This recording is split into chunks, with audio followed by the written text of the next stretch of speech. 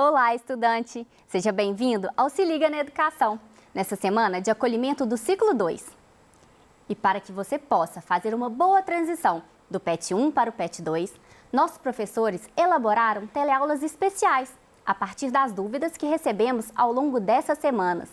Juntos, nós vamos trabalhar os principais temas e conceitos tratados nessas teleaulas, além de solucionar alguns exercícios do PET 1. Esse é um momento muito importante para a fixação do que já foi visto e de introdução para os conteúdos do PET 2. Agora, nós estamos com a professora Mônica Couto, que vai responder as principais perguntas de geografia da área de Ciências Humanas. Tudo bem, professora? Olá, Bruna. Então, aluno, como a Bruna disse, estamos na semana de acolhimento para o ciclo 2. Ganhamos um gás, ganhamos um fôlego para podermos retomar alguns conceitos que serão muito úteis para a resolução dos problemas e das atividades do PET 2. Antes da gente começar, como a Bruna disse que a nossa aula é uma aula especial, a nossa vai ser num padrão de um quiz. Ou seja, farei perguntas, te darei um curto tempo para que você pense uma possibilidade de resposta, depois retomaremos corrigindo aí e explicando um pouco do que ficou ainda em aberto. Mas antes disso, para você estudante do primeiro ano, conversamos ao longo de 3 aulas sobre as fontes de energia. Dissemos que existem fontes renováveis, fontes não renováveis, renováveis aquelas que no nosso tempo biológico o ambiente consegue fazer a sua reposição, ou quando a gente pensa biomassa, os biocombustíveis, nós mesmos podemos fazer o replantio da cana, por exemplo. Dissemos também sobre a matriz energética mundial e brasileira. Ou seja, dissemos quais são as fontes de energia utilizadas no Brasil e no mundo e como que essas fontes são usadas e por que são usadas, né? Na verdade, elas são usadas conforme a demanda e a possibilidade da oferta dessas fontes energéticas. Dissemos sobre as fontes alternativas, tem crescido muito a busca por fontes alternativas e o uso dessas fontes. Podemos destacar a energia solar, por exemplo. E falamos também que toda forma de intervenção no ambiente, ela acaba gerando impactos. E com as fontes de energia que estão associadas à nossa produção e ao nosso consumo, de alguma medida, em alguma medida, elas impactam o ambiente. E na nossa última aula, conversamos muito sobre o principal combustível fóssil da matriz energética. Falamos sobre o petróleo. Dissemos sobre a geopolítica do petróleo, ou seja, quais são os acordos internacionais que são criados e realizados a partir dessa importante fonte de energia, usada como a principal nas matrizes energéticas mundiais. Então, para começar, dei o nome para o nosso quiz de Quiz da Energia. Enfim, vamos dizer desses importantes recursos que garantem a nossa realização de trabalho e garantem o nosso cotidiano. Como todo jogo tem regra, o nosso quiz também as apresenta. Então, você vai ser levado a responder comigo aqui 4 questões com 4 alternativas cada. Eu te convido a separar uma folhinha para você fazer a marcação das suas respostas. Isso vai ser muito importante ao final, quando a gente fizer a conclusão de tudo, e aí você vai poder pensar, ainda tenho dúvida com isso. E vai poder, inclusive, nos encaminhar essa dúvida, né, Bruna? Isso mesmo. No próximo Tira Dúvidas, fazermos a discussão desses temas que ainda ficarem. E aqui a gente ressalta, né, o quanto é importante o registro. Então, a gente vai dar mais ou menos uns 10, 20 segundos para você pensar qual que seria a melhor resposta. Vamos carregar o jogo? Então, vamos lá para a primeira pergunta. A matriz energética mundial apresenta como principais fontes de energia os combustíveis fósseis, os resíduos orgânicos, os recursos naturais renováveis ou os combustíveis nucleares? E aí, qual é a sua opção de resposta? Vamos identificar qual é a resposta? Quando a gente pensa matriz energética brasileira e mundial, os combustíveis fósseis são os principais. Olha aqui no nosso gráfico. Lembra desse gráfico? Discutimos um pouco sobre ele nas aulas. Então, se a gente soma carvão mineral, leia aqui carvão mineral, petróleo e seus derivados e gás natural, vamos perceber que esses três combustíveis fósseis, ou seja, aqueles que são oriundos da decomposição ao longo do tempo geológico de matéria orgânica, animal e vegetal, são as principais fontes de energia utilizadas no mundo. Para a gente aproveitar e sanar alguma dúvida que ficou, para você que de repente marcou como resposta resíduos orgânicos, vamos conversar então. Lá no gráfico, os resíduos orgânicos, eles representam 1,5% da matriz. Não significa que não existam, só significa que não são os principais. E na maioria das vezes, esses resíduos orgânicos, eles são produzidos a partir de biodigestores. O desenho aqui está para ilustrar para você. Você pega a matéria orgânica, que pode ser de origem animal, tem uma vaquinha aí no desenho, ou de origem vegetal. E as bactérias anaeróbicas, uma boa pergunta para os professores de biologia, eu não vou me ater a isso, elas vão fazer a decomposição dessa matéria orgânica. Essa decomposição vai transformar, então, esses resíduos em biogás. Então, existe na matriz, mas não é a principal. Para quem assinalou recursos naturais renováveis, de fato eles aparecem na matriz mundial e na matriz brasileira. Mas na mundial representam 15% da matriz. O mundo e o Brasil, eles vêm buscando possibilidades de ampliação desses recursos naturais dentro da matriz, porque na maioria das vezes eles são menos poluentes e alguns deles são classificados como energias alternativas. Então aqui você vê lá no desenho a energia eólica gerada pela força dos ventos, você vê aí uma hidroelétrica, né? A barragem de uma usina, você vê aí umas células fotovoltaicas, né? Ou seja, o local onde é armazenada a energia solar. E você vê aqui uma indústria, uma usina aí que utiliza a biomassa, então, a matéria orgânica. Para você que marcou combustíveis nucleares, eles também aparecem na matriz mundial. 4,9% da nossa matriz vem de usinas nucleares. E só para chamar a sua atenção e relembrar, o principal elemento químico é o urânio.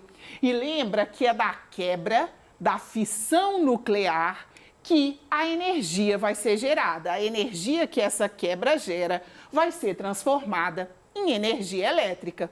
Então, a nossa resposta, combustíveis fósseis, as principais fontes de energia da matriz mundial e brasileira.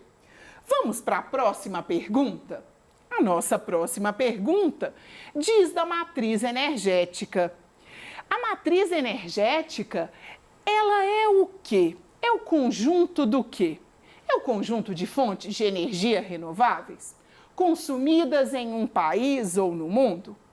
Ela é o conjunto das energias mais consumidas em um estado, em um país ou no mundo? Ela é um conjunto das energias alternativas utilizadas por países e pelo mundo como um todo? Ou ela é o conjunto de fontes de energia que um país ou grupo de países, de acordo com a disponibilidade do recurso, da fonte e a viabilidade econômica, esse país faz uso? Então, um tempinho aí para você definir entre A, B, C e D. O que é, então, uma matriz energética? Vamos ver quem acertou, então? A matriz energética é o conjunto de fontes de energia que os países utilizam considerando a disponibilidade do recurso e a viabilidade econômica. E aí você e a Bruna devem estar se perguntando assim: como assim viabilidade econômica? Às vezes você tem o recurso, por exemplo, o óleo retirado lá do xisto, que é um potencial substituto do petróleo, mas o custo de exploração é muito alto. E às vezes o país ele tem a reserva, mas será que vale a pena o investimento? Por isso é preciso balizar essas duas ações. Para quem marcou que são fontes de energia renováveis, não são só fontes de energia renováveis, né? Ou seja, a nossa matriz mundial e brasileira, ela apresenta fontes renováveis e não renováveis. Então não dá para dizer que a nossa matriz só tem fontes renováveis. Se a gente pensa o Brasil, saímos à frente dos outros países do mundo, porque a nossa matriz elétrica, essa de geração da energia que te possibilita nos assistir, que te possibilita carregar o seu celular, tomar um banho quentinho, ela é uma energia oriunda da força das águas. Utilizamos a energia hidroelétrica para a geração da energia elétrica. Então, não são só fontes renováveis, mas não renováveis também. Para você que marcou que são energias limpas, é o sonho de todos os países do mundo. Nosso sonho, né? Isso, mas infelizmente, como estamos atrelados aos combustíveis fósseis, na verdade, a nossa matriz faz uso de um grande volume de fontes de energia poluentes. E aí a gente pode pensar a queima do petróleo, do gás natural, do carvão, energia limpa hidroelétrica, as energias alternativas, solar e eólica, hidrelétrica com aquela ressalva, quando da implantação da hidrelétrica pode haver a emissão de algum tipo de gás. Já conversamos um pouco sobre isso. Para você que marcou que são energias alternativas, na verdade, a nossa matriz mundial e brasileira, ela está associada a energias convencionais, a hídrica e a de combustíveis fósseis. Pronto para a próxima pergunta? A próxima pergunta diz assim: qual dos tipos de energia, esses que estão apresentados aí, pode ser classificada como não renovável? Ou seja, no nosso tempo biológico de seres humanos, o que o planeta, na sua dinâmica natural, não consegue repor? Olha, ficou uma super pista, né? Então a gente tem aí 4 opções: eólica, nuclear, solar ou hídrica. Eu acredito que essa foi fácil, Bruninha, porque as alternativas apareceram e apareceu uma convencional. Quem acertou foi aqueles alunos que disseram nuclear. Nuclear por quê?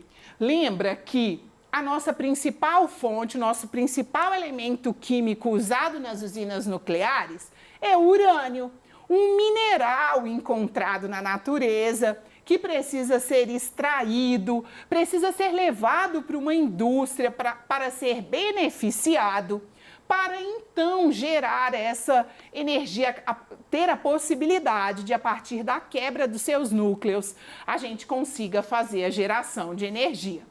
Então, vamos ver? Quem marcou a eólica? A gente está dizendo daquela energia que vem da força dos ventos. É claro que tem alguns pontos negativos, interferência em transmissão de ondas aí de rádio, de telefonia. Dependendo do lugar, se é passagem de migração de aves, pode acontecer de haver mortes porque das aves, porque são grandes pás. Mas é uma energia alternativa e aí as correntes, né? Os ventos aí que a gente escuta tanto na meteorologia, eles estão presentes aí no planeta. Quem marcou a solar é uma outra fonte que, por mais que existam cientistas que dizem que o Sol está se resfriando, isso vai levar muitos milhões de anos. Então, é uma outra fonte renovável, alternativa e sustentável.